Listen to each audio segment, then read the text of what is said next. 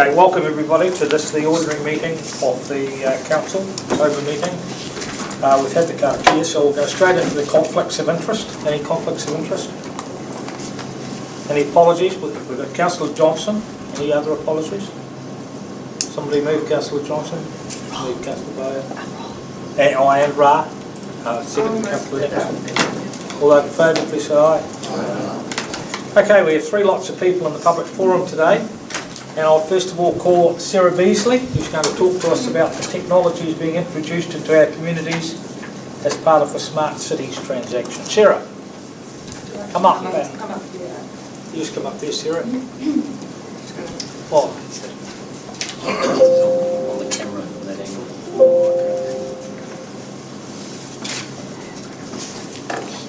Sarah, this is live stream. Sarah, you'll realise this is actually live stream. So we're having you there because you're looking at the cameras to see that. Oh, right. Yeah. Great. Okay. Thank you. So now you'll have to give me the wrong reason because I can use one of them. That's fine. Thank you. So kia ora. My name is Sarah Beasley, and the topic that I'm going to be presenting on today, I just want to make it clear, I'm not a technological expert. I'm just your average person, just a concerned citizen, and I'm speaking on behalf of a number of other concerned citizens in Masterton, and this is just an invitation really to explore something which we feel is where there is an increasing need for discussion. And I'll make a start. So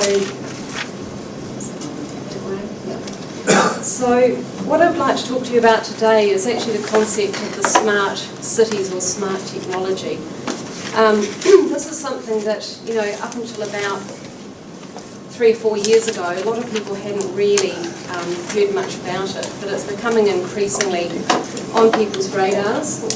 The first thing on the first slide here is an explanation of what actually is a smart city, because people have varying sort of ideas around what that means and what it looks like.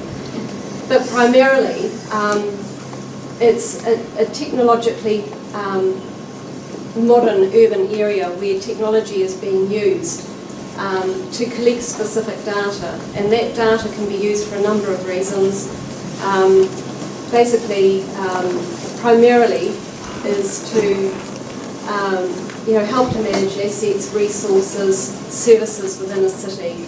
And the primary sort of reason that people are looking to use it is to enable resources and what have you to be used in a better way. People are also looking at how this fits in with managing climate change, and you'll see up here on the slide that there are certainly a number of positive aspects to the implementation of this type of technology, but we also need to look at what are the responsibilities around the use of that technology as well. And right at the bottom of the slide there, one of the primary things is the fact that the sharing of the data that is collected using smart technology is not just limited to the city itself, but it can actually be shared with businesses, corporations, other citizens potentially, but other third parties.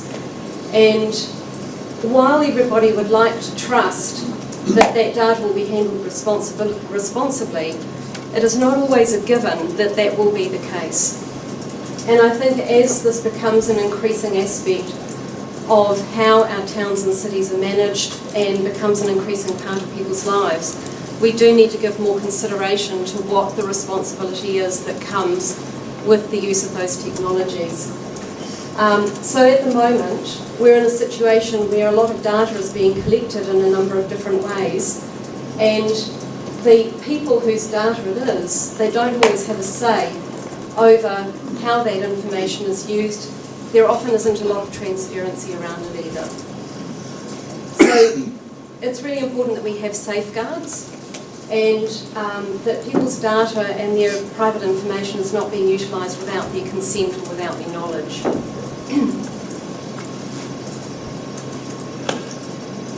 So often when you say to somebody about smart cities, a lot of people don't realise that this is already happening in New Zealand. In August 2021, Jacinda Ardern actually announced a global first, and in effect she signed up all of our towns and cities and regions in New Zealand to the Smart City Agenda. And there is actually a website which is called the smartcitiescouncil.com, and it is really worth going and having a look at that, because it does show you what the companies are that are currently forming partnerships to, in effect help the rollout of this throughout New Zealand. Since 2021, Hamilton City Council has been ranked 21st in the top 50 smart city governments by the Eden Strategy Institute, and it's actually ahead of Wellington and Christchurch, which are ranked 33rd and 43rd respectively.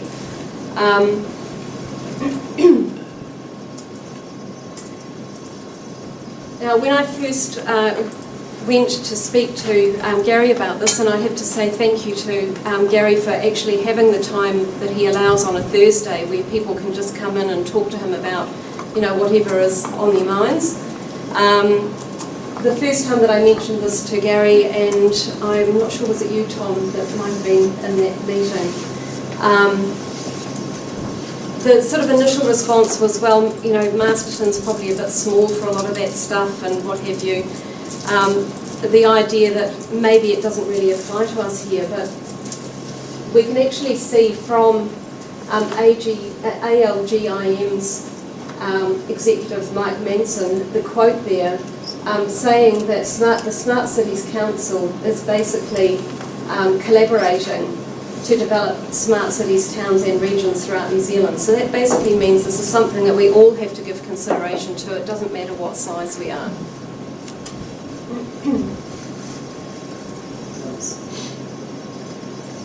So, like with most things, there are some benefits, and we've got to acknowledge that technology is here. We're not going to get rid of it. It's not about going backwards. It's not about saying technology is a bad thing. It's actually about looking at how can we take the best of what's available, but look at what are the unforeseen consequences potentially of some of the actions that we are, that we may end up with if we don't go about this in the right way.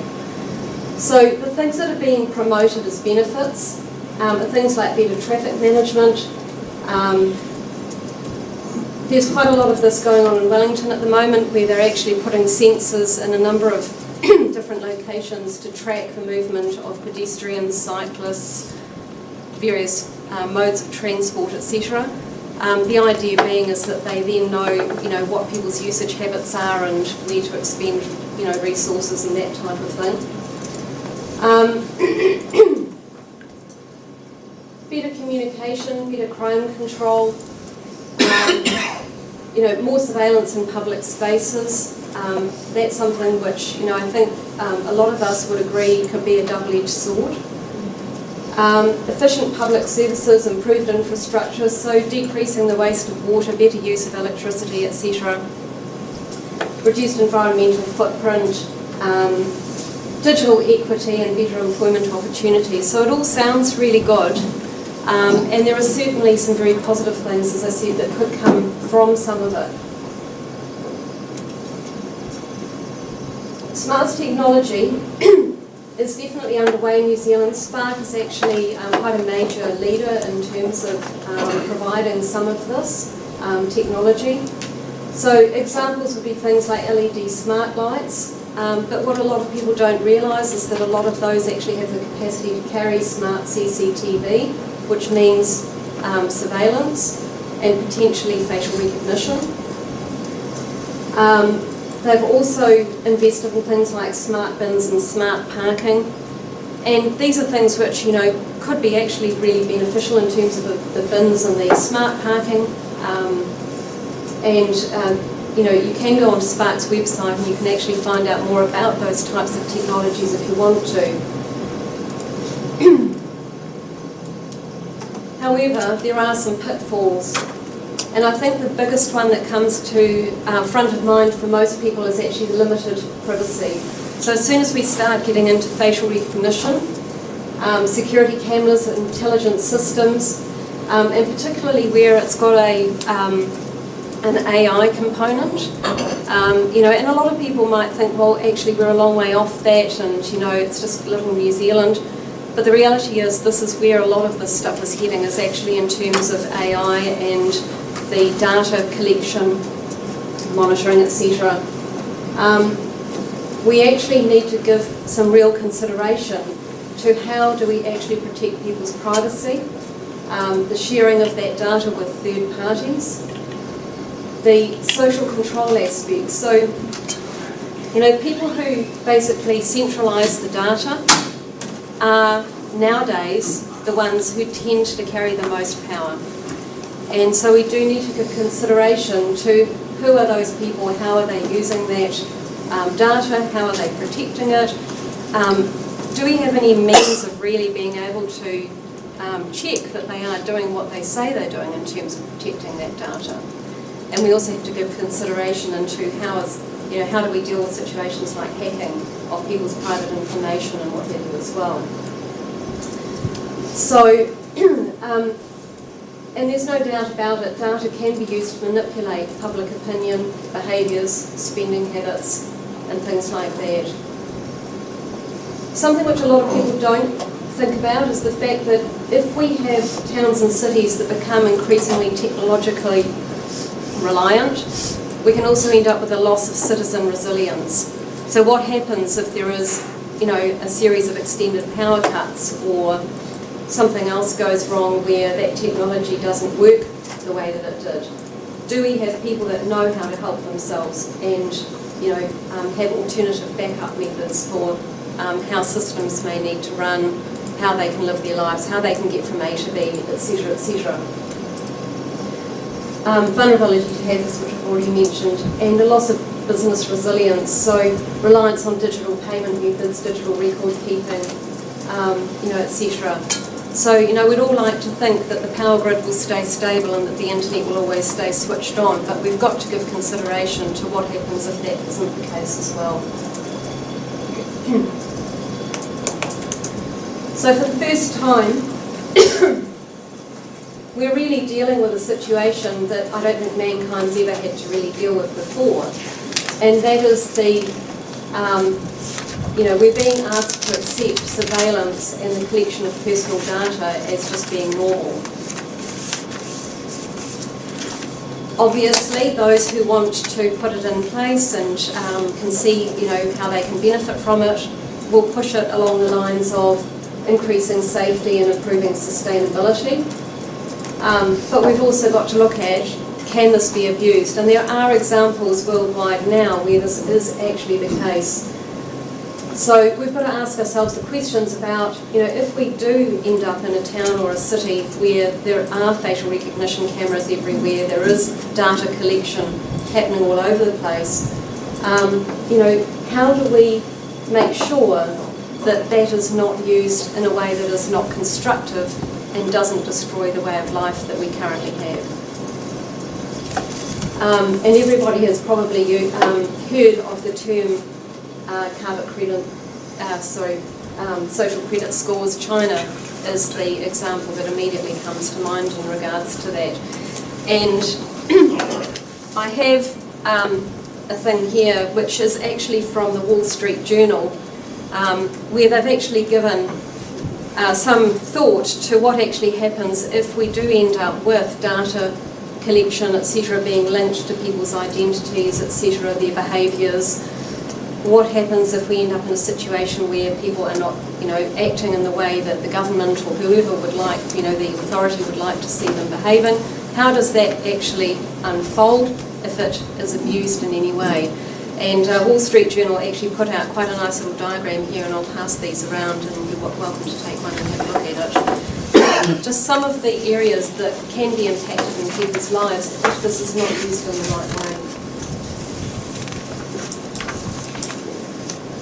So the implementation of smart technology is often not transparent. That's certainly the case at the moment. And I think most citizens would struggle to find out who is accessing their data, where, etc., and whether it's being stored safely and what precautions are being taken.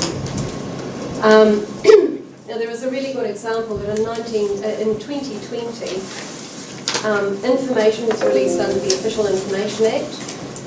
Police actually tried and failed at the last minute to have it withheld, and Radio New Zealand exposed that police had trialled an algorithm that searched social media for face matches from controversial US supplier Clearview AI.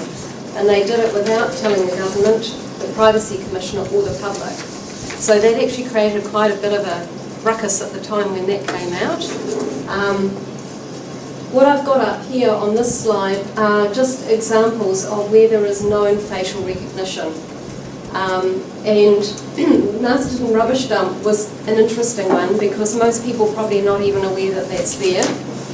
And certainly I don't think citizens in Masterton have been asked whether they're okay with that.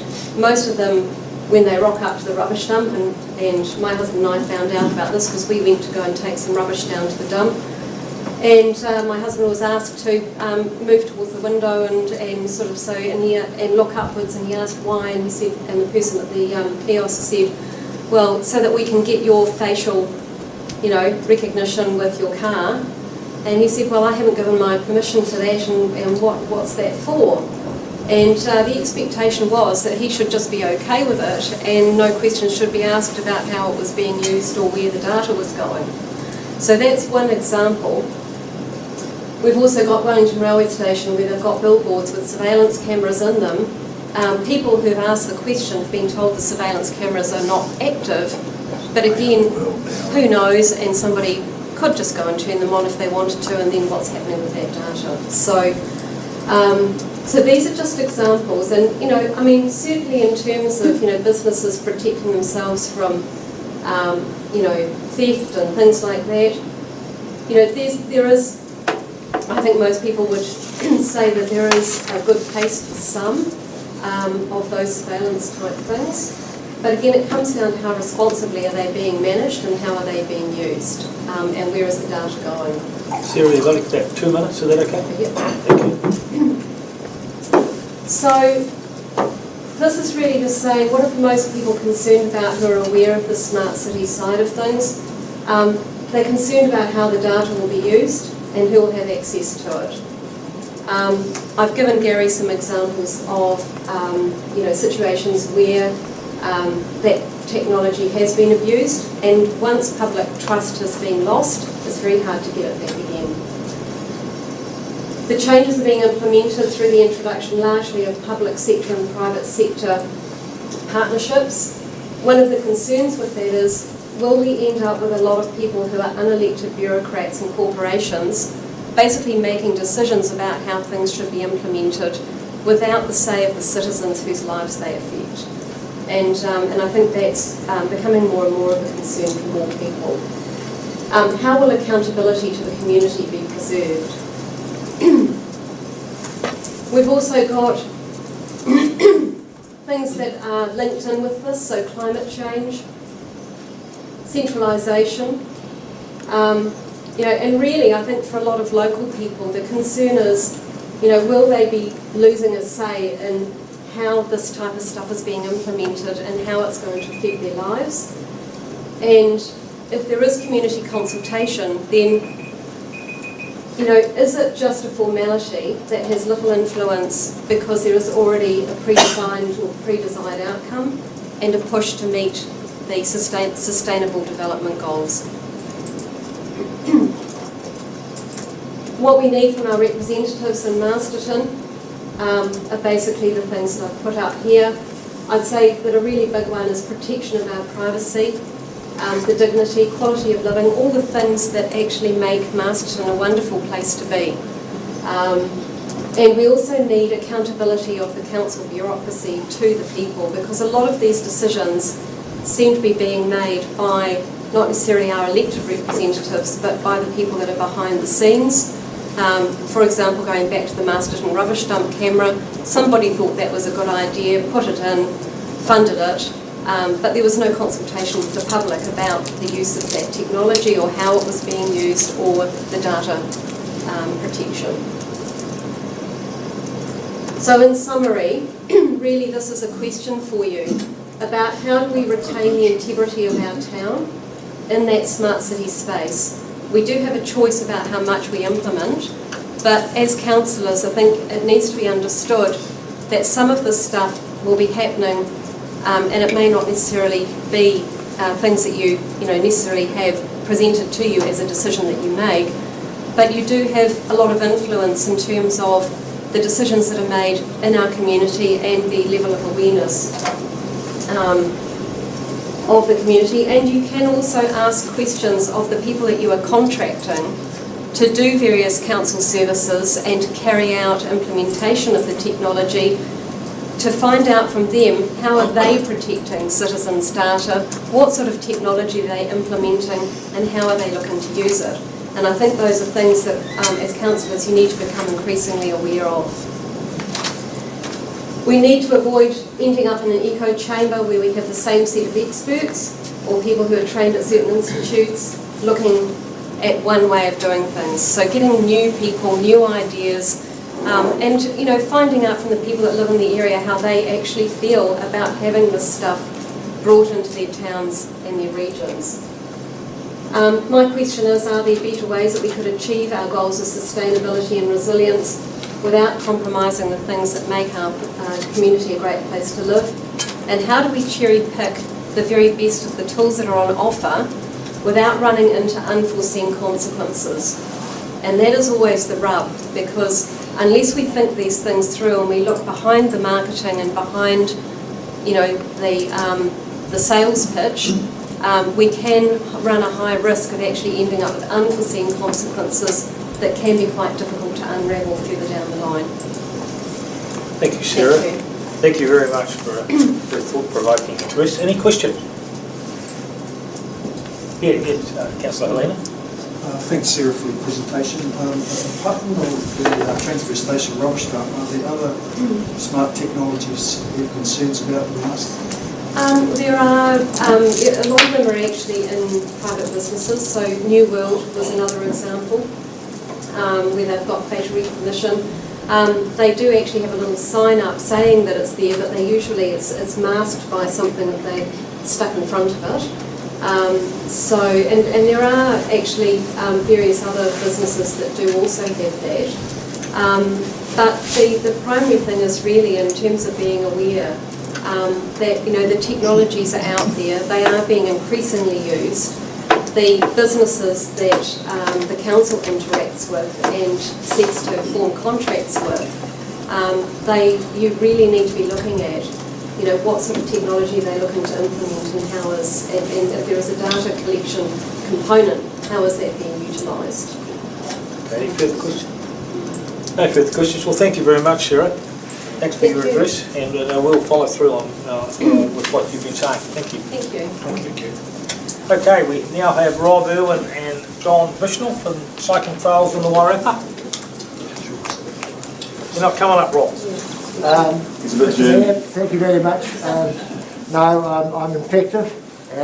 It's not COVID, but just a cold. So I thought I'd leave it to John. He's very able and he's well able to hold his own. So I'm just going to sit in to support him. Thank you, Rob. Thank you. Okay, John. Anytime you want to start. Tēnā rangatira. Thank you. Tēnā koutou katoa. Ko John Bushnell I'm here really as a local resident, but I have a number of other hats that impinge upon my interest in this area.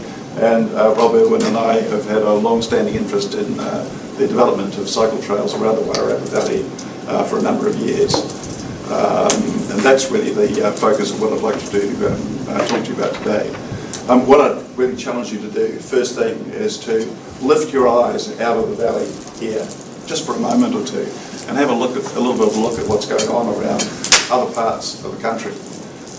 Whether we look down to the deep south, this is the Dunstan Trail near Cromwell, or whether we look to the north, this is the Motu Trail, just south of Portuguese. This is the West Coast Wilderness Trail, just near Greymouth. The Timber Trail, just south of through Mount Puriora to the west of Lake Taupo. And this is the Von River, just to the west and south of Queenstown, up in the mountains. Everybody knows the amazing trails that now exist around the Hawke's Bay. I'm not sure how many cyclists we've got in the room here, but I bet there's a few people here who've ridden around Hawke's Bay from time to time. Closer to home, we have got things happening. There's been a significant development of walking and cycling opportunities locally here within the town itself, but they're really very limited. They're great for the purpose of getting kids on bikes, getting places for people to walk where they're interested in getting off their backsides, stop watching the television set or the screen in front of them, and getting out into the surroundings about them. But they do have some limitations in terms of that broader functions of trails that people walk and cycle on, in that they really don't come from anywhere or go to anywhere. We do have an amazing bridge, which is an extraordinary reflection of a collaboration with Mana Whenua, which is something we don't see very much of in this town. And that was a significant achievement, and I think a real credit to those who've been involved in it. But the valley itself is an amazing place to ride. This is full of back roads. It's full of trails. These are all trails where old farts like me go around on bikes, both on the flat of the valley and up into the hills. There are amazing opportunities for people to get out into the environment here. But there are also a number of obstacles. Primary obstacles are that State Highway 2 is a death trap, and we've got 3 significant rivers that create an obstacle for anybody on a bike and even anybody on foot. One of the solutions to that is to create off-road trails, at least in some places where they're strategically needed.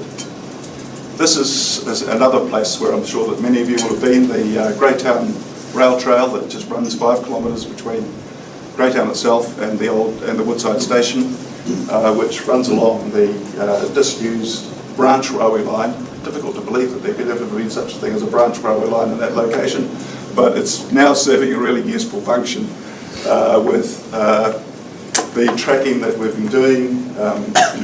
With the usage of the trail over the last 2 years. Over 100,000 people have used this trail in the last 2 years, less than 2 years, in fact 22 months. High level of involvement. About half of that cyclists, lots of it is mums with kids and dog walkers. I'm not sure what it does to the dogs, but it probably does a lot of good for the people attached to them. It's a place with great views, a good place to actually sit and just have a mull over the state of the world. The success of that trail led the group who were working on it to think about the bigger picture of what could be done to create a greater network of trails throughout the entire valley. And that began with 2 side-by-side issues that needed to be solved. Firstly, how would you cross the Tauwharaniko River?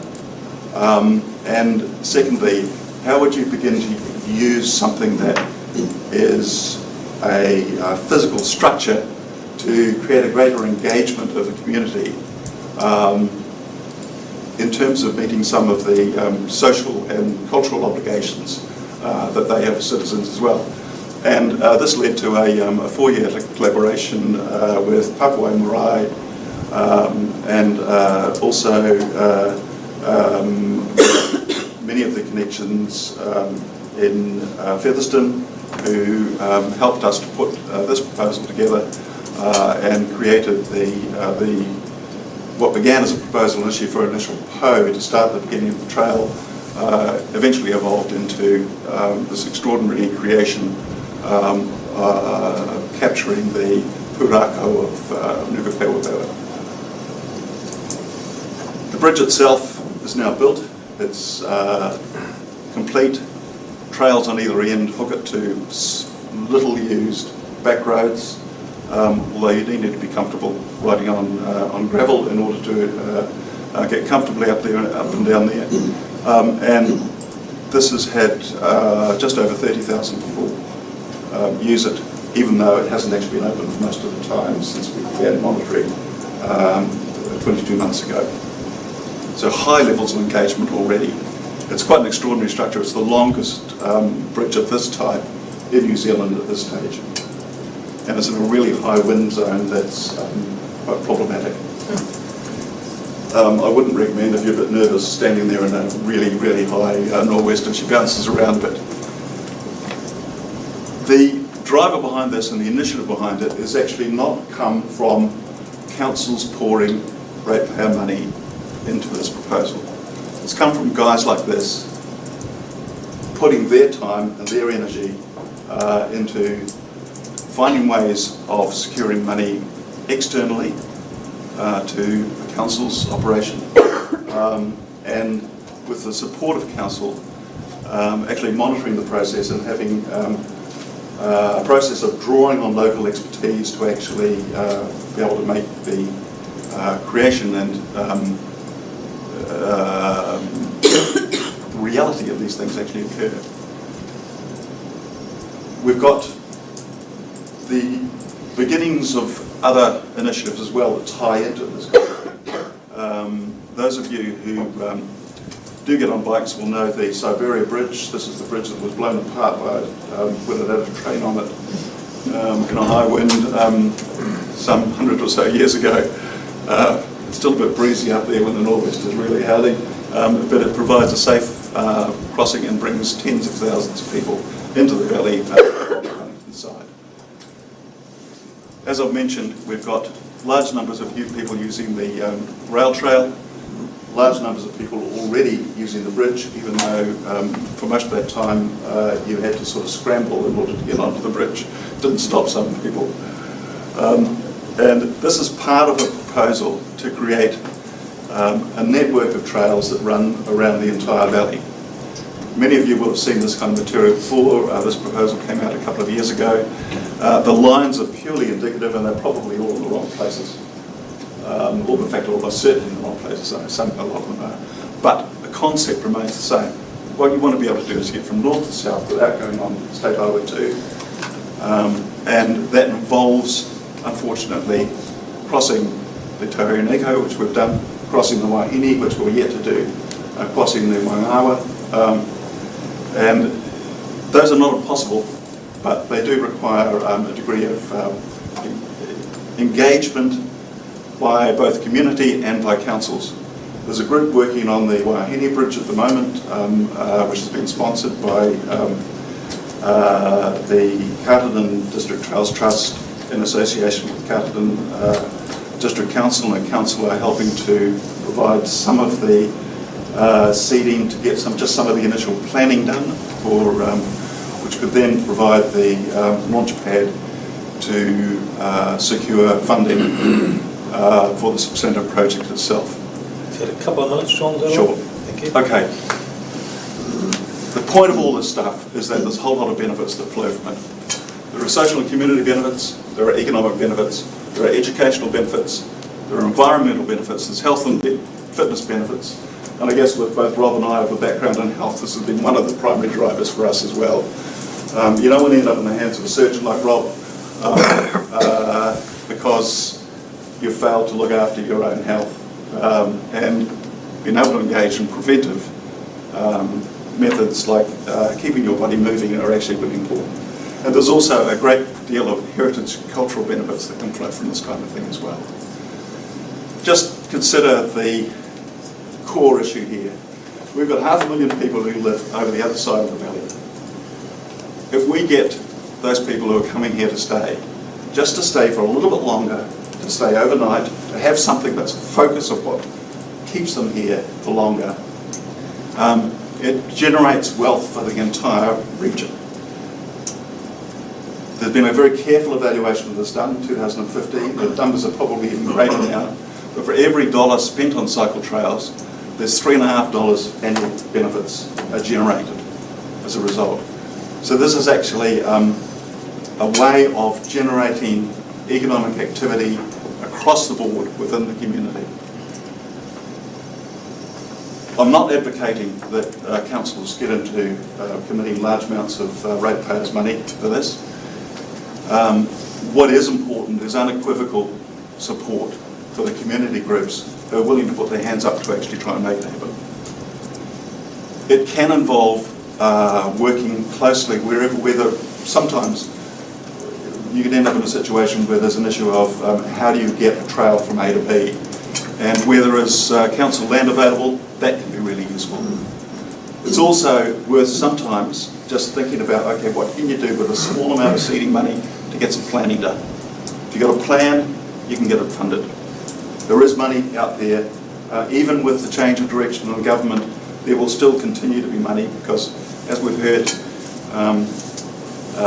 many times from many sources, the issues of changing climate are not going to go away, and the threats from fossil fuels are not going to go away. There is also, inevitably, when you talk about building bridges, potential of some need for somebody to pick up the maintenance of assets like bridges. That's probably not best left in the hands of the volunteer groups, a bit like the one that's doing the Greytown mob. I'm actually one of the youngest of that lot. It's a bit scary, really, when you kind of think about $1.5 million worth of bridge sitting out there. I'm not sure that anybody would really want that in my hands. However, I guess what I'm asking you to do is to just to think a little bit about the fact that this kind of activity doesn't have to involve people coming along to you and saying, look, give me money to do this. But it needs to be done, and it can only be done successfully if councils are completely behind this as a concept. So it needs to have council support. Without council support, the Tauwharaniko Bridge would never have been built. It needed the support of the Southway, Mayoralty, and the council, and it needed support. It also has support of the Masterton one because they saw this as part of a network that would flow tourists through to them. At that point, Gary, I'll shut up. Thank you very much, John. No, that's great. Thank you. Any questions for John? Yeah, Tim. Thank you for your presentation. If you were, say, riding from Wellington and you had access to riding all the way to Masterton from Petone, and you got to Masterton at the end of it and you stayed there for a night, what sort of money do you think you'd spend, and what sort of activities do you think you'd do in Masterton in your night at Masterton? Yeah, it's interesting, isn't it? If you, look, I'm not sure that I'm a very good model of that. What do you think I might do? If you put yourself back 20 years ago, why would anybody go to Martinborough? You know, it was boring as batshit. There was nothing there. People do go there now. And people even ride there. They ride there across the Ramataka Trail.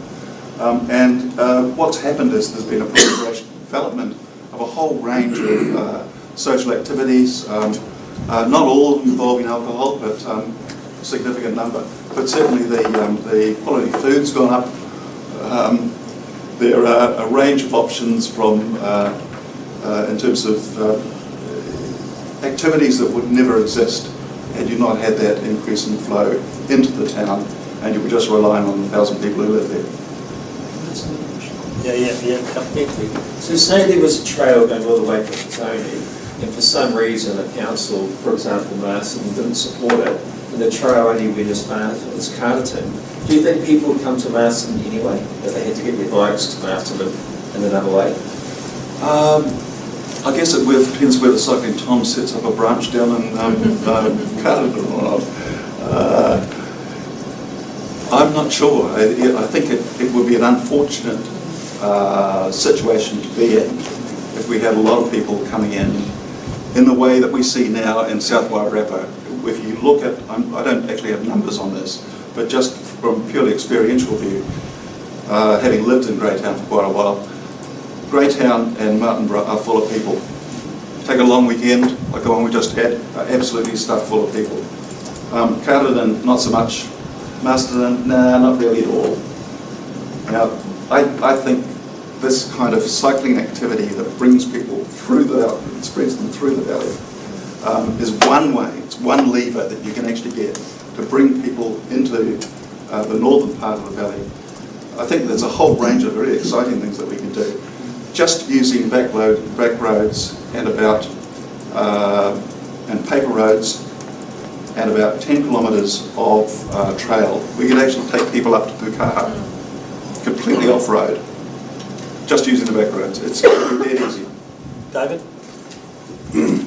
John, years ago, no, it's not years ago, but Rob and Stan Braxton and co were keen to do a ride from Homebush down the Ruamahanga River, around across the Pukora and come out at Wardell's Bridge. Are you still keen? Very keen, still very keen. Thank you. Rob, I noticed you get up there before. Do you want to say something? Yes, I just wanted to answer that question.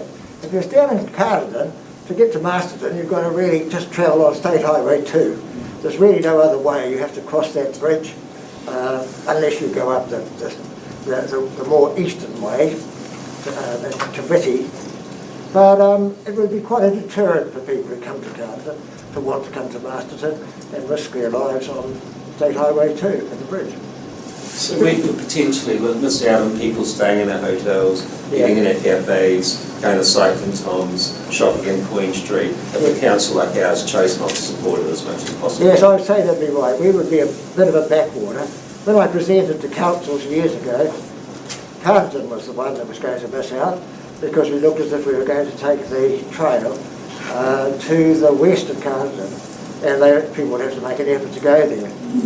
So I presented to council there, and suddenly they decided that they had to do something. They felt that they didn't want to miss out, and I quite agree, they shouldn't. So yeah, it's an exciting thing. And out of your other question, I think that things will develop. Masterton at the moment hasn't got a huge nightlife, and it's got some good eateries, but it could be better. Let's put it that way, it could be better. And this is the sort of thing that can happen. Having lots of cyclists coming up recreationally wise, wanting to have a bit of a good time, this sort of thing will grow. People can see the opportunities, and I'm sure it will happen. Well, Thank you, Rob. So, you know the Otago Rail Trail? Yes, indeed. It was a completely dead area with no businesses or anything along that trail before the trail was developed. Is that correct? That's correct. Yes, I was involved in, I've had a cycle down there, done that trail, and talked to some of the farming people at, can't remember the name of the town, but the farmer there was dead against it. They had a downturn in farming, and so it was a way of trying to encourage more activity socially. So the wives got for it, and so his wife said, I think we should go with this. And now he's the most great advocate of the trail. Because the farmer said, oh no, we don't want anybody wandering along and looking at our livestock and coming and slaughtering a few bulls and things. But it didn't happen like that. So it's woken up that whole area of Central Otago through Bradford into Middle March. It's been a great thing. And also there's the Tyree railway line at the other end, so people can then catch that and go back to Queensland, to Dunedin. I actually grew up down there. It was an impoverished area that grew about 5 acres to the sheep. And the trail and the 50-odd thousand people it brings into the area a year, most of whom stay about 3 nights, it's just absolutely transformed the area. Great. It's a great place to visit. Well, John and Rob, thank you very much. You've certainly put the case for a cycle. Tell us what Tom. Just a quick question. Thanks Rob, and thanks John for your presentation. Clearly see the potential benefits of tourism, but have you got any data on the impact of these trails for increasing local people's uptake of cycling and becoming more active?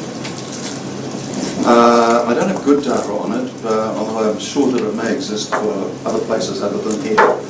We think that just from our eyeballing of the big numbers on the Greytown Rail Trail, it's around about 60% local. Of course, with these small sections of trail, they're not enough in themselves, a 5 kilometre trail to pull people in from elsewhere, unless that trail's part of a trail that goes to somewhere else. And I think that's true for the trails here as well. That they're really nice, cute little trails to drive right along the river, but you wouldn't travel from Wellington to get here to do that. So your usage is local. As this network gets developed, I think what we will see is what we've seen in other places, where that local involvement continues, but you add in a lot of visitors from elsewhere as well on top of that. So I'm not sure if that's a direct answer, but I don't have just numbers. wondered if you had the information, if it promoted activity within a local population. Yeah, so it certainly does that, but it will also go beyond that once you have a bigger network that pulls people in from elsewhere. Well, thank you very much, John and Rob. Really, really appreciate that. Thanks, Gary. Giving us plenty of food for thought. Thank you. Excellent. Thank you. Thank you. Dave Pawson and Dennis Burley from Douglas Villa. Talk to us about the Park Sports Ground. Dennis, apologies, Dennis can't attend today. Okay. Park yours, people. I'm Dave Pawson, representing Douglas Villa Soccer Club, and my partner in crime, Aidan, he's the silent partner today. We'd like to say thanks especially for the opportunity to come and talk today. Without sounding like a broken record, unfortunately our kaupapa today is an old potato. That's the deteriorating state of the Park Sports Ground, which is our home ground, has been for the last 30 odd years. It doesn't seem to be getting any better. We are having serious worries about it. In the last 6 years, we have set a target of being as far up the chain as we can as far as soccer goes. And as a consequence, we've been promoted 4 times in the last 5 years. Through capital football, we've found ourselves now in Cap 1, which is only one step from the top. And with it goes the quality and the performance of the better teams. This coming season next year, we're going to have to host the Phoenix Reserves, Western Suburbs Reserves, and the top teams from the clubs like Wainui, Kapiti Coast, University and that. So the level of football we're now playing is getting better, the quality is certainly getting better, but unfortunately the state of our ground, in our opinion, is going the other way. I walked it yesterday, expecting that we might have seen something done since the end of the season, which happened to be 16th of August, so we're talking 9 weeks ago. And from what I can see, I know it was cord, which made an even bigger mess. It's like a minefield. It's so rough. It's got a reputation amongst the other clubs, unfortunately, and that's disappointing from our point of view, because the top team, every time I play at home, they're visitors. If the juniors, if we're playing JPL, which is the Premier League, every home game they've got is from the visitors from over the hill. So on an average, we bring a visiting team to town every week of the soccer season, whether it be 13, 14 or 15-year-olds, or it be senior. And it's becoming an embarrassment, unfortunately. When I walked it yesterday, I had seen nothing that's been done to try and improve it. I don't blame the wet winter. We've had wet winters before. this was a little bit of an exception because we haven't had one. But at the same time, nothing has been done. And I don't believe it's a hard fix. Yesterday when I walked the ground, I'll go back a step. We were in the Bay of Plenty for 4 or 5 years, and we came home in 2014, and pet hate of mine was the Cape Daisy. If you don't know what the Cape Daisy is, it's all the lovely flower everywhere through town, down the grass verges, everywhere you've grown grass you've got Cape Daisy. We didn't have it on the park, we had it around the surrounds, and I've worked hard for 5 years or more to keep it off the sports fields. But I got to admit to people when I walked yesterday, there are Cape Daisies there, all like that. Now you can't play sport on weeds. And what happens with these is that if you were playing on them, you slide over them. The ball skids off them. And because they're now so big, when they're removed, all you get left is bare spots. There are patches of weed bigger than these tables, full stop. And it's so frustrating because it's a simple fix. I mean, I was a contractor for 40 years. I've long thought about how we could fix some of the things. Without being derogatory, I don't think your contractors are up to scratch. They have not got the right gear, full stop. They haven't got a decent roller, which would solve a lot of our problems if there was a 6 or 8 tonne roller available to go over the grounds maybe once a month, just to take all those rough edges out. A set of harrows would be a huge help, a scarifier or something like that. But nothing, none of that has been done. It's just going one week to another and just being mowed. So each week during the winter it gets a little bit rough, a little bit rough. It's become a problem, and as I said earlier, it's become an embarrassment to the club. And at the end of the day, it's an embarrassment to you people. 6 years ago when the town hall closed, the day the town hall closed, we came and made a presentation in conjunction with Pioneer and Cricket, and we're all on the same page, and I'm only repeating basically what we said that day. We got promises. We were told that the council was embarrassed about it, but here we are 6 years later. I hope you feel embarrassed again, but maybe do something this time, because it's going to kick us in the pants next year when we start playing these good teams. We've done our bit. We bring teams to town on a regular basis. I spoke with Richard Carroll last week. He's president of Pioneer. I asked him his thoughts on the ground. I can't repeat them today. So it gives you an idea what we're talking about. And then he told me, and this really annoyed me, that they were going to organise touch during the summer.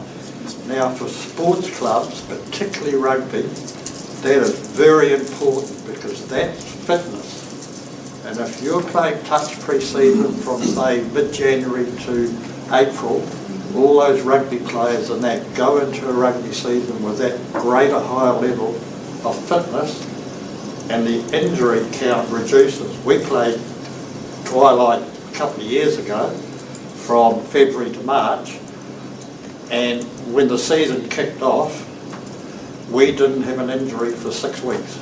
And I put that down to playing pre-season, just 7-a-side, small fields and all the rest of it. And he said he doesn't believe the grounds were fit for purpose, and if they did play touch and they would cut them up, and then they'd have problems in the rugby season. So that's basically our problem. You probably all know about our junior tournament, which has stepped up to another level this year. But boy, did we get some flack over the state of the grounds. We've never had, I've been involved in it from day one, which was 1989 or 90 when we first started it. And to my knowledge, we've never had serious injuries. We didn't have any this year, but boy, we had some sore kids with serious ankle problems, hobbling off the park at the end of the day. And what I didn't know at the time is that because of the tournament now, the prestige of the tournament, we're getting all the talent scouts coming from the Phoenix and the big clubs in Wellington. They're coming over to look at these kids, looking for talent, because most of them have all got academies that they can hook into over the summer, because they're looking at their future. And their comments were the same. Great tournament, fishing, well run, all the best of it, but your grounds. And that's the negative of the whole thing, which is frustrating for us. Thank you, Dave. That's our beef to say. Yeah, Tamo, thank you. Any questions for Dave? Councillor Nelson. Thanks, Dave. Just to confirm, so you guys are now only one division below where Wairarapa United was when they won the Chicken Cup? No, that's Central League. Oh, okay, so two And below. that is about to change. Yeah, Above us is Capital Prems. yeah. And that's, once we get to there, to get into Central League is really hard. So we're 2 below Central League, but we've been on an upward plane all the way through. And all of your players are local players. There's no one funding the club to bring in players from like Gisborne, which is what's happened in the past. We've got one comes from Wellington, Chris Cox, who's the captain, but they're all from here originally. They're all from Masterton. The only outsider we had this year was the goalkeeper. And originally he was from Wellington, which is a problem. Goalkeepers, finding quality goalkeepers are a problem. And unfortunately, the week before competition started, he broke his hand. So I finished up with, I think we had 3 fill-in goalkeepers for the first 6 or 8 weeks. And you guys are almost all volunteers doing what you do for the club. I've had nearly 50 years. I hate to say it, but when I look back, since I first got involved with the club was about 1975. Okay. And we do our Great bit, to see don't you. get you, we do our bit for the town. Yeah. As I said, we bring teams in. Now you might think, oh, a team from Wellington come in, have a beer, have a feed after the game, go home. No, they don't. Two teams this year stayed the weekend. They came up Saturday, they stayed the weekend, they went and played golf at Mahunga on Sunday, and obviously had a feed or something then before they went home. On the tournament side of it, it's hard to gauge exactly, but I believe that this year we had 16 to 18 teams stay the whole weekend. And when I say a team, I'm talking about 30, because you don't only get the players, you get the parents and other siblings. I got a report that Solway Park was chock-a-block with soccer kids. Morley Park would be full, because I know Wanganui always booked Morley Park. Okay, are there any further questions for that? Yes. Yeah, Councillor Lamb. Yeah, thanks, Steve. Thanks for coming down. Thanks for your contribution to sport in the town. Great to hear that your sport's growing the town in some way. A couple of questions. Do your teams have access to the turf? Yes. And do you use the turf? Yes and no, if it's available. It's not an easy, this past season, it was a queue a mile long. We had it booked for training for the top team, obviously. If we play on it, it comes with an extra cost, which is not cheap, but it also takes everything away from the club rooms, if you know where I'm coming from, which are an integral part of the whole day of football. So if possible, we like to play at home. We've turned our ground home into a fortress. I read through the records a while ago, and the last 7 seasons we've only lost 9 games. And that's played capital football and the local league. And I think that's a huge record. Last year we only lost 1 game at home. Geez, without being facetious, Dave, you should keep the ground the way it is. Good parts of comment like that. Yeah. But it's become a fortress, and they don't like coming here. But we think, because of where we are going, we need to do our little part to keep it up the street. They don't like coming here because of the quality of the Well, they don't competition win. as opposed to They don't win, it's as simple as that. Dave, no one around the table here likes to hear what you say, and we'd love to see a perfect pitch for you. But I guess as councillors, we've got multiple considerations in terms of our spending, and I'm sort of just wondering, you know, back in the day when I came through club sport, clubs were heavily involved in manicuring their own grounds. And I'm just, two things really, you know, what contribution do you as club members do in that space? And if we were able to go into some sort of partnership around a roller and things like that, would you be able to roll it yourself? Well, it's basically out of our hands because you contract out the work, right? And they do the work that you guys offer them to do. I actually believe the contracts might be wrong without actually looking at them. Maybe they're not tight enough, they don't stipulate certain things. Who inspects them? And I mean, who's looking at the grounds when we've got this huge infestation of Cape Daisy? Someone's either blind or not doing their job. Could I just interfere there, if you don't mind, Tom? Our Chief Executive, Kim, has said to me, he's passed on to you, Dave, that he will look into this and we'll have a really good look at the whole Can I project. have two brief things? One is about the tournament, and this is a negative, both of them. The tournament was 15th, 16th September. At the beginning of August, I was informed through a third party that we were going to get stung with a $5,000 bomb. And the reaction was that I nearly broke the ceiling and the roof. Why? I don't know. Well, we managed to get it taken off, but I did some homework in the meantime and I couldn't find anybody in a sports facility that running something like we were that was going to be expected to front up a $5,000 bomb. And the other incident happened on the afternoon before the tournament. 1:30, 2 o'clock, a couple of us started moving the portaloos in and the bits and pieces. We had a marquee, we had a chiller trailer, we had a generator, we had quite a bit of stuff to move in. We went away to get the chiller trailer up at Festival High. When we got back, the gate was locked. And this is the gate out of the cemetery into the Park Sports Ground. And it took 40 minutes to find out why, because my keys wouldn't open it. 2 hours earlier it had, and when we came back the gate was locked. Why? Why was it locked in the middle of... And finally I got it unlocked. I had a queue waiting in the cemetery to get in the park, the second, the key, the marquee and all the rest of it. And that really infuriated us. That we do our bit and then someone comes along and locks the gate. They changed the barrel in the lock, I found out afterwards. So those were the two negatives. The only other thing I'd like to say is I believe as a council you should be sitting down with us and looking at the future, because we see problems ahead in the future with the growth of the sport, and it's been growing. We've got 30-something odd teams. So we've got a little, in fact we're the biggest club in the Wairarapa, to be quite honest. We had to turn the tap off last year. We couldn't cope with the registration, particularly for junior players. And with the Women's World Cup, we're dreading March next year, honestly, because there's a limit to what we can do. There's a limit to where we play.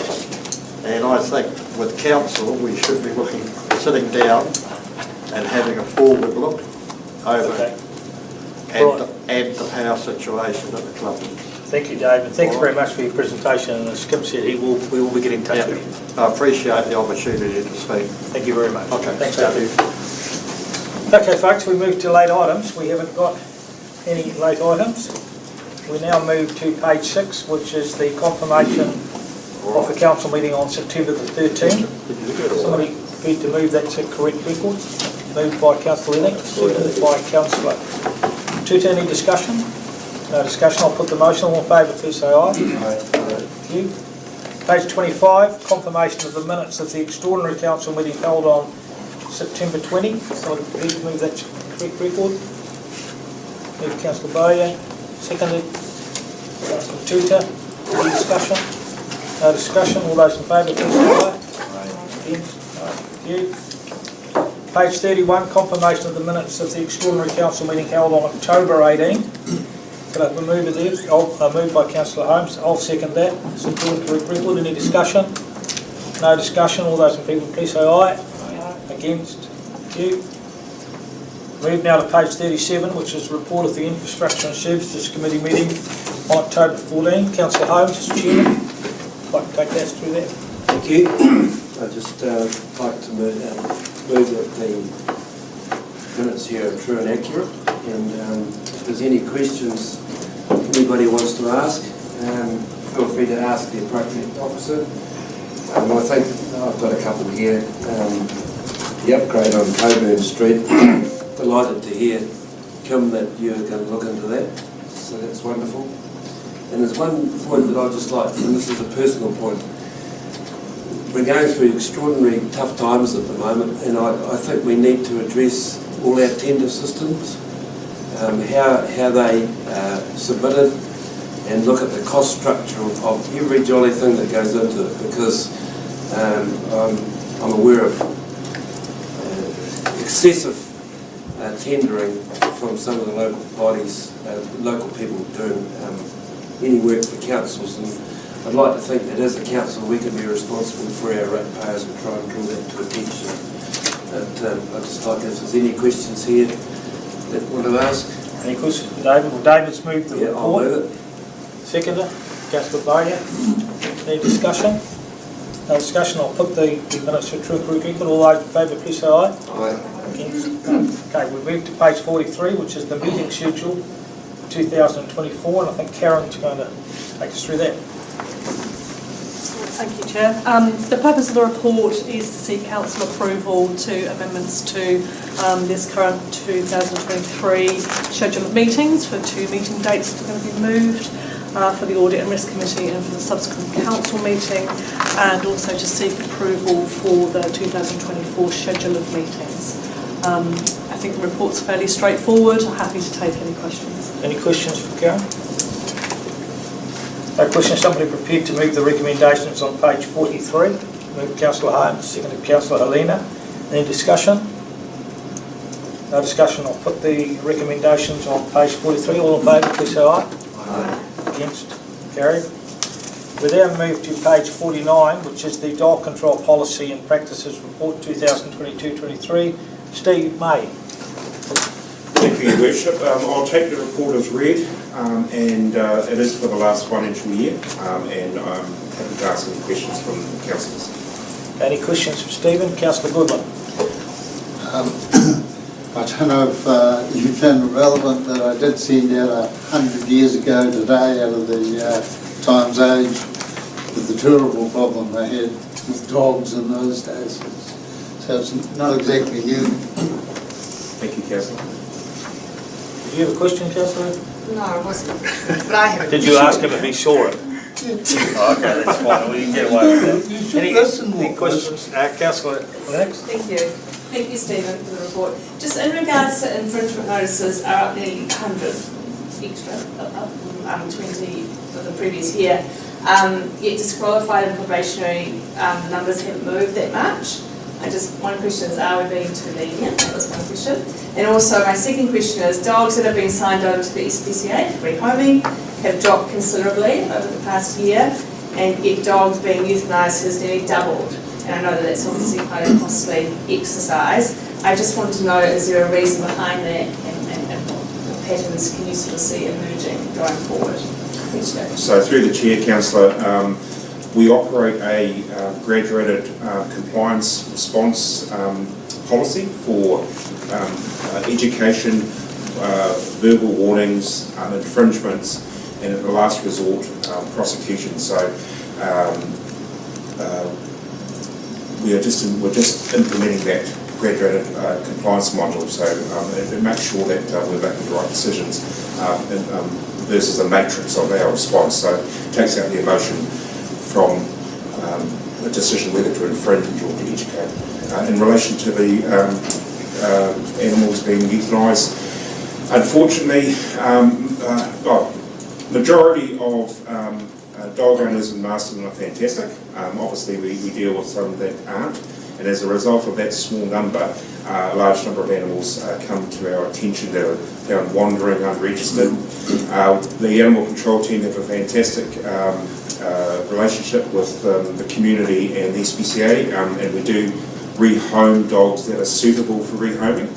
Unfortunately, some of the dogs that are left wandering by their sort of bad owners are at a certain state that they can't be rehomed for safety reasons. So we're driven by, unfortunately, irresponsible owners that let their dogs wander and they come to us as a last resort. Also, the SPCA are receiving animals from other areas, so the capacity to take the dogs that can be rehomed are limited as well. But yeah, the team does everything we can in our powers to not euthanise animals, but that's just a sad case that some have to be. So one more question. So just looking forward, do you see this as a figure that's going to continue to increase, or what are your what do you see happening in the future? We're really driven by the customer. The animal control team do a great job and go around to people who take pride in their animals and are recognised for that. But we can't manage people who may be bad dog owners and don't understand the complexity of it and the expense of owning a dog and the responsibility. Any further questions? Councillor Helena, then Councillor Holmes. Yeah, so I have a concern, and it might not be fully informed concern, but dog attacks, menacing dogs, dangerous dogs. My concern is that the process seems to be cumbersome, long-winded, costly. And I'm just wondering, do we have the power to change those processes locally, and or do other councils do it differently that's perhaps more cost efficient?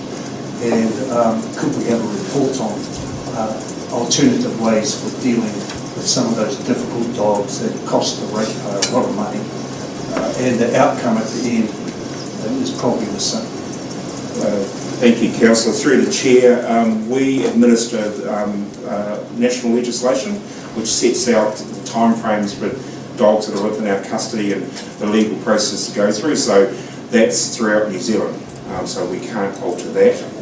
And just unfortunately, because there are a number of irresponsible dog owners, we're seeing more of that complex nature of compliance enforcement.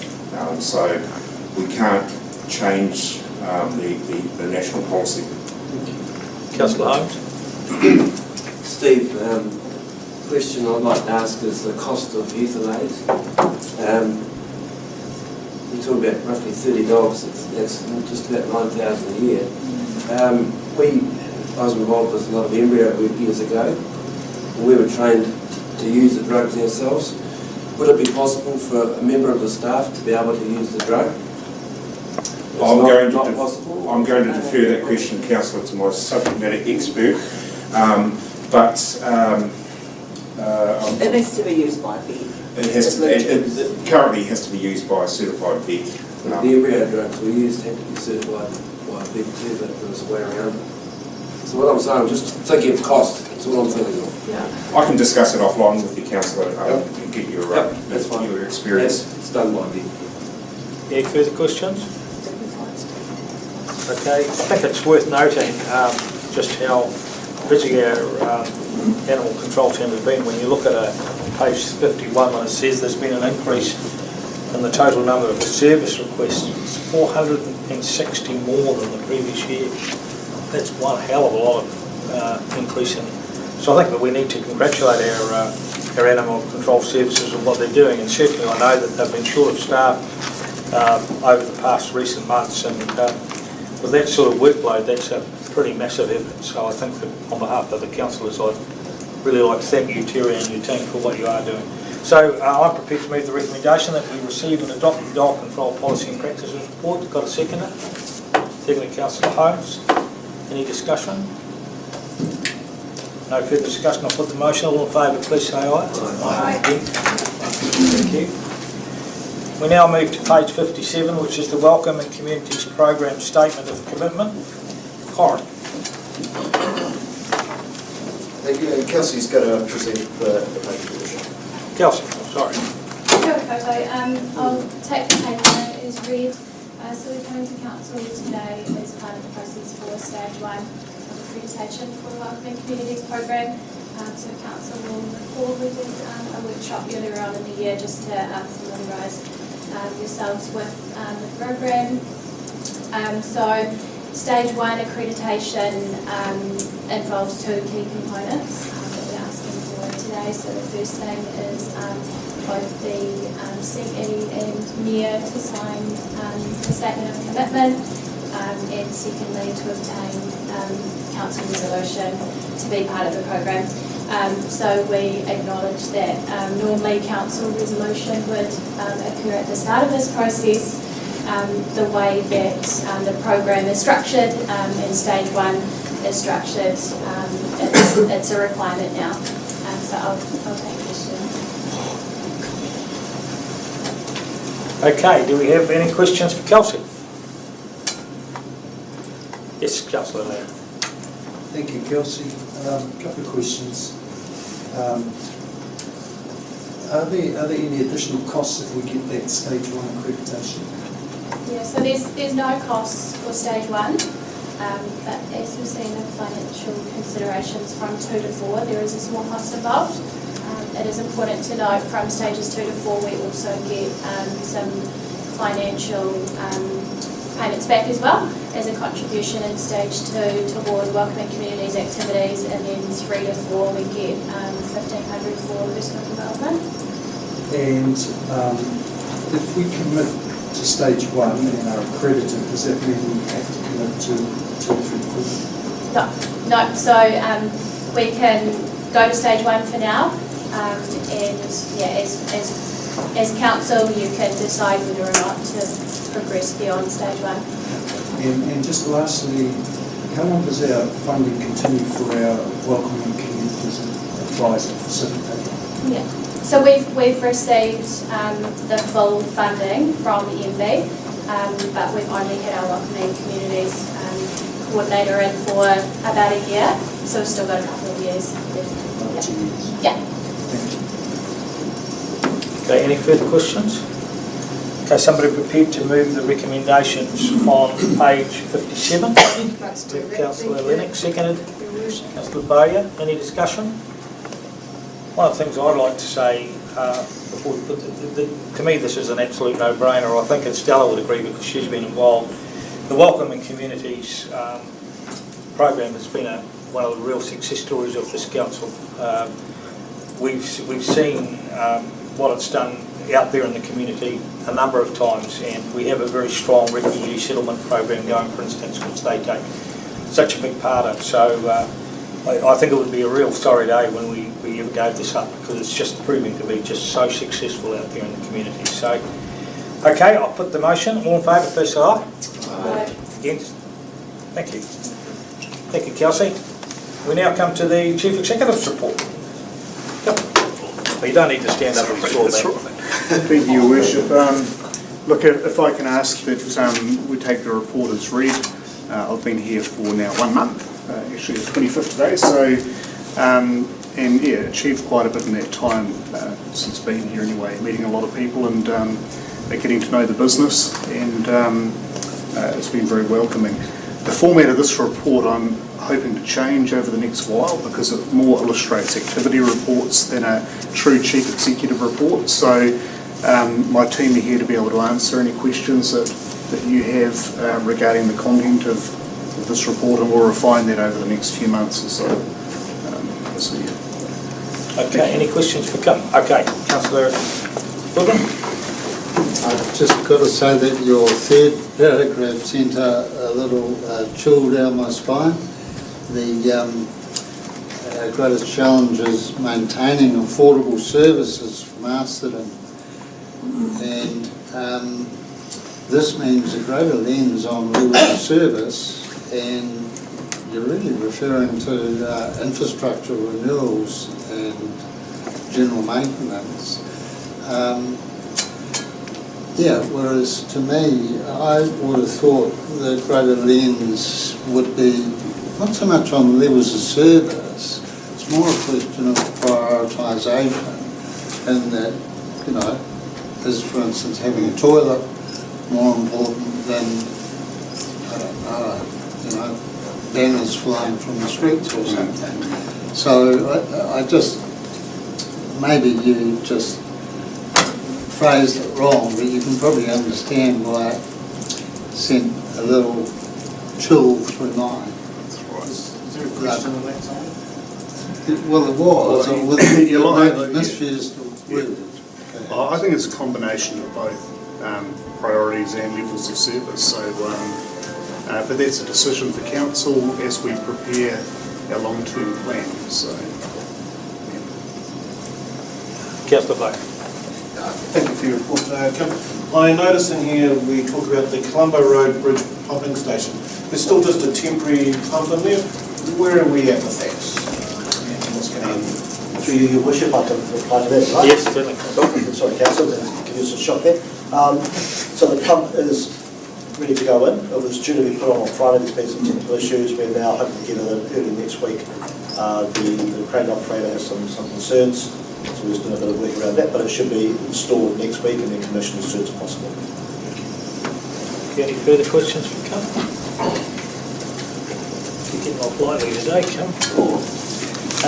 Somebody prepared to move that we received the Chief Executive's report? Move Councillor Holmes, seconded Councillor Lena. Oh, sorry. Yes, Councillor Goodwin. Sorry, just one other query that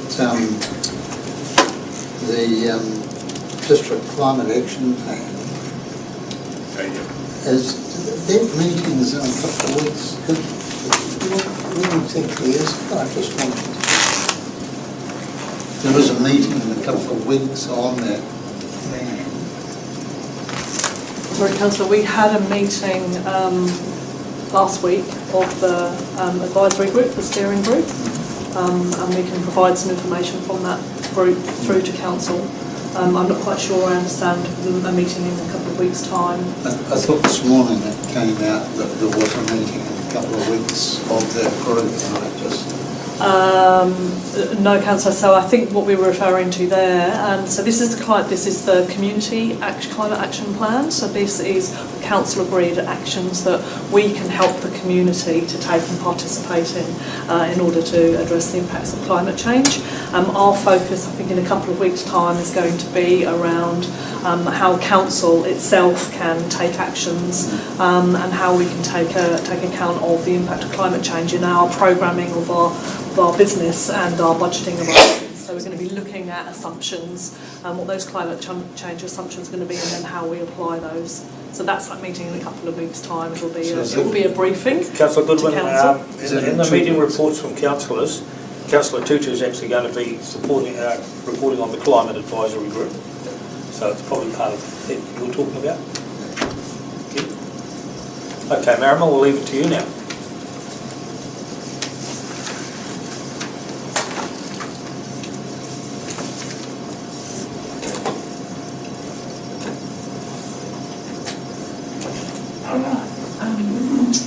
Thank you, Leah.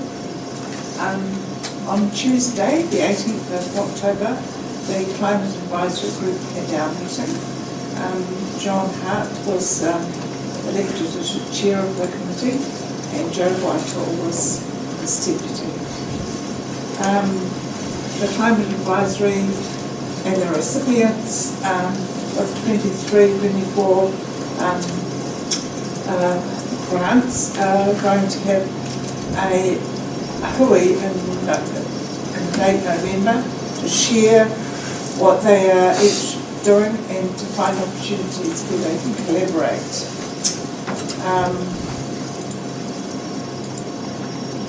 Bella Duncan was lucky enough to attend this, she's part of the advisory group.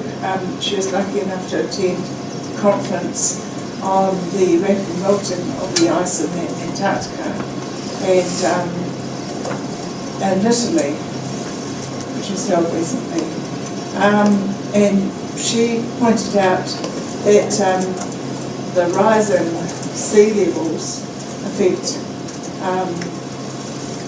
all of us really, and Mataikona is a good example of that. I'm not the road out there. The effect that the rising sea levels having around the coast. She spent some time sharing her experience of their conference with the group, and she's happy to come along to share her insights on the conference. If the councillors would like to, that's my report. Thank you very much. Any questions for Councillor Turner? No further questions. Well, just go back to the Mayor's report that I moved to David Holmes seconded it, but just to making sure that that was the way it happened, do it officially. Is that okay? Right, thank you. We now meet just for my own report. I think probably the thing that I could mainly comment on is the Mayoral Forum in Lower Hutt, where all the mayors and the chief executives from the councils of the Greater Wellington Regional meet. The big message that come out of there was that we're all waiting with bated breath really as to what National's going to do, particularly with all the reforms that Labor have put in. They're basically saying they're going to repeal the lot. So I think the feeling from that meeting, and I think Kim would agree with, there's a real wait and see attitude, just to see what's going to happen. All councils are very clearly concerned about what their rate increases are going to be next year. Some of them are talking very high double figures, and there's a real feeling that if the new government doesn't come in with some new funding mechanisms, then some councils are going to start being in real trouble financially. And it's, it's something we've got to keep an eye on. There was a discussion about the merger of councils, and one of the good things from our point of view, I guess, was that the councils from the other side of the hill were very supportive of the fact that the three Wairarapa councils should do their own thing. They didn't. They showed no tendency to have us scraped in with them at all. And so we're looking now. We've met up, as I said the other day, with the Local Government Commission to discuss the best way forward. We've got a committee being made up of the mayors, the deputy mayors, one councillor and the CEs, who will start the process of investigating the formation of a Wairarapa council. Our position hasn't changed in Masterton. We just want to go down the line and see what it means. We haven't made any decision as far as the council is concerned about whether we want to do it or not, and I think that has to be continued to be made clear, that we haven't taken any line, and we'd come back to you guys obviously before we went down that line. Just from the point of view of the ratepayers, I'd urge people to take a close look at our revenue and rating policy, which is out there now for submission. I've had a few calls already from people who have got a few questions, and I just urge people who don't agree with any of the steps being proposed to at least make the effort to submit, or at least come and see some of us around the table here to discuss. Next Tuesday we've got Halloween. I'd like to see, I hope the councillors get in behind that. That's going to be a tremendous promotion. Our community development team have really gone out of their way to make that something special. And so that's great. And also the Christmas parade, if I could just have a shout out to all organisations and groups throughout our district to get involved with that in terms of entering a float. We've got 25, as you'll see, registered already, which is a really good number, but we could do with some more. Trust House is sponsoring 4 categories there, so we're really wanting to make our Christmas parade, which of course this year is going down Queen Street. I think that'll make it even more popular. We're expecting a massive crowd on that day, so it'd be nice to see all the councillors there walking along with the floats, showing yourselves off, getting claps from the crowd. It'd be nice. You'll also see attached to your agenda here today is the first 4 monthly report from Local Government New Zealand. This is an initiative from the new chair and the new committee to report to councils every 4 months, and we'll be putting these reports on our reports here. If you haven't read the report, I suggest you do so. It's pretty interesting actually and quite informative. I think Local Government New Zealand is starting to be more aware of the fact that they need to keep up to date with what councils actually want, rather than what some other people sitting in higher places want. So I think you're going to see a much more combative Local Government New Zealand over some policies coming up. So with that, I'd like to move my verbal report and also the Local Government New Zealand report to members. So I'll move those. Can't read my own report. So I might be the only one that would. Move, councillor. Any questions, Gary? Yeah. You'll move? Yeah. Second to councillor Tudor. Right, questions? Yes, Tom? Yeah, Gary, talking about the amalgamation and the other Wellington councils kind of happy for us to look at a merger amongst the Wairarapa councils. It's very generous of them. I'm sort of wondering, what about the councils on the west coast, on the Kapiti coast? What's their view on a unitary council and where's their position? Yeah, really interesting. Kapiti, and I think Kim, you possibly agree here that Kapiti is really on the outside to some degree, because the councils down there, you've got your Hutt Valleys, your Porirus, your Wellingtons or whatever, but Kapiti's sort of left on the outside. They are sitting back, really not saying too much at the moment, so not quite sure where they're going to go, but where they will go will be interesting if there were mergers created. Can we agree? Yeah, I think so, and also they have strong relationships with the Hora Whenua and also down to Porirua, so I think keeping their options open at this point. There's no doubt about it though that the whole, whether you call it amalgamation or merger or what, that this is going to be a discussion which is going to ramp up, particularly now that with the water reforms and whatever, there's going to be a lot more discussion on it. Okay, I've got to move. Yeah, Councillor My question's about the merger amalgamation too. What happens if we go out to our people and ask what they want and they say that they don't want us to merge or amalgamate? What will the result be? Will it be done to us? Whatever? Yeah, it'll be very similar to last time, Councillor Tudor, when the three councillors went in. Masterton actually voted for it. South Wairarapa and Carden had bigger numbers and voted against it, and so it didn't go ahead. So it will just come down to the public. But my question is, will we have just it done to us? Or Wellington, or central government, or whoever makes the decision? That's the reason that we're looking now at investigating the formation of a Wairarapa council, because the general belief is that sooner or later, if we don't do it, central government will step in and say you've got to do it anyway. Yeah, Councillor Gordon. Just wondering, because it's something that's going to come up in the conversation whenever we talk of mergers of any type. Can I ask someone to get the figures for how much Greater Wellington spends here more than they rate here? I believe it's about 15-16 mil, because this is where the rivers and erosion and those sort of issues are that they're charged with. And I'm just concerned that that sort of amount of money, which is probably getting close to $800 per average rateable property in the Wairarapa, it would be just nice to quantify it. And I don't want to run around and make up numbers, but I would like someone to actually do some work and get a stab at that number.